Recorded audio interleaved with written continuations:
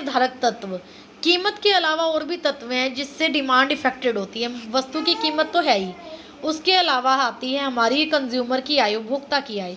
उपभोक्ता की आय, अब मान लो एक व्यक्ति की इनकम काफ़ी है, अच्छी खासी इनकम है, तो वो डिमांड भी ज़्यादा करेगा, लेकिन अगर उसकी इनकम कम है तो वो डिमांड कम करेगा।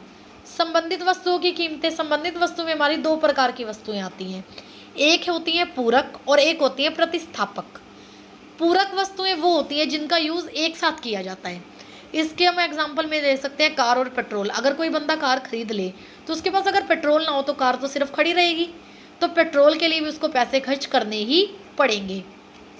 अगर किसी ने बिना शाही का पेन खरीद लिया तो उसको शाही भी खरीदनी पड़ेगी, क्योंकि पेन शाही के बिना नहीं चल सकता। इनको हम कहते हैं पूरक वस्तुएं, जो कि साथ साथ यूज़ होती हैं।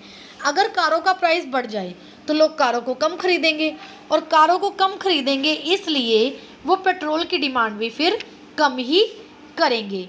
इसलिए ये जो पूरक वस्तुएं, जो दो वस्तुएं, अगर एक की डिमांड बढ़ जाती है तो दूसरे का जो प्राइस है वो कम होता है, इसीलिए बढ़ती है। और अगर एक का प्राइस बढ़ जाएगा तो दूसरे की डिमांड कम हो जाएगी। इनका जो रिलेशनशिप होता है आपस में, एक वस्तु का प्राइस और दूसरी वस्तु की डिमांड का, वो इनवर्स होता है, क्योंकि इनको साथ में ही यूज़ किया जाता है, एक के बिना दूसरे का कोई काम नहीं होता। और संबंधित वस्तुओं में दूसरी आती है हमारी प्रतिस्थापक वस्तुएं। प्रतिस्थापक वस्तुएं वो होती हैं जो एक दूसरे की रिप्लेसमेंट होती है, जिनको हम एक की जगह दूसरे को यूज़ कर सकते हैं। अब मान लीजिए चाय पत्ती का एग्जाम्पल लेते हैं। चाय पत्ती के कितने सारे ब्रांड मार्केट में अवेलेबल हैं, अंकुर, ताज, टाटा और ना जाने कितने। ऐसे में मान लो एक घर के लोग टाटा चाय पत्ती का यूज़ करते हैं। टाटा चाय पत्ती की कीमत पहले 50 थी, अब अचानक से 100 रुपये हो गई। अब उनके लिए वो टाटा चाय पत्ती उतनी क्वांटिटी में खरीदना जितनी वो पहले खरीदे थे मुश्किल है। ऐसे में अब वो क्या करेंगे, टाटा चाय पत्ती को छोड़कर कोई दूसरी चाय पत्ती खरीदने लगेंगे जो 50 या 60 के आसपास हो, ताकि उनका बजट मेंटेन रहे। तो ऐसे में हम जब एक वस्तु की कीमत बढ़ जाती है तो हम दूसरी वस्तु की मांग बढ़ा देते हैं, जो उसकी प्रतिस्थापक होती है, यानी कि सब्स्टिट्यूट होती है। तो हम सब्स्टिट्यूट ढूंढते हैं। ऐसे में इनका जो आपस में रिलेशन है प्रतिस्थापक वस्तुओं का, वो डायरेक्ट होता है, यानी कि एक वस्तु की अगर कीमत बढ़ेगी तो जो उसकी प्रतिस्थापक वस्तु होगी उसकी मांग भी बढ़ेगी। तो एक वस्तु की कीमत और दूसरे की मांग, ये दोनों साथ साथ ही चलते हैं।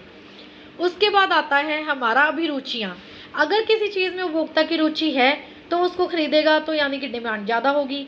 अगर नहीं है तो उसको नहीं खरीदेगा और डिमांड कम होगी। भविष्य में कीमत परिवर्तन की समस्या, यानी कि अगर हमें पता हो कि आगे चलकर फ्यूचर में प्राइस बढ़ने वाला है, तो एक कंज्यूमर उस चीज़ को अभी ज़्यादा मात्रा में खरीदेगा। मान लो हमें पता चल जाए 3 दिन बाद प्याजों का रेट बढ़ने वाला है, तो ऐसे में हम अभी से ही 2-4 किलो प्याज एक्स्ट्रा खरीद कर रख लेंगे, स्टॉक कर लेंगे। और अगर हमें पता चले फ्यूचर में प्राइस कम होने वाला है तो हम अभी उस चीज़ को कम खरीदेंगे, ताकि हम आगे चलकर उसको कम प्राइस पे खरीद सकें। उसके अलावा भी कई सारे तत्व है। जनसंख्या, जहाँ पे जिस एरिया में जिस टाइप के लोगों की जनसंख्या ज़्यादा होगी, उस एरिया में उसी तरह की चीज़ों की डिमांड ज़्यादा होगी।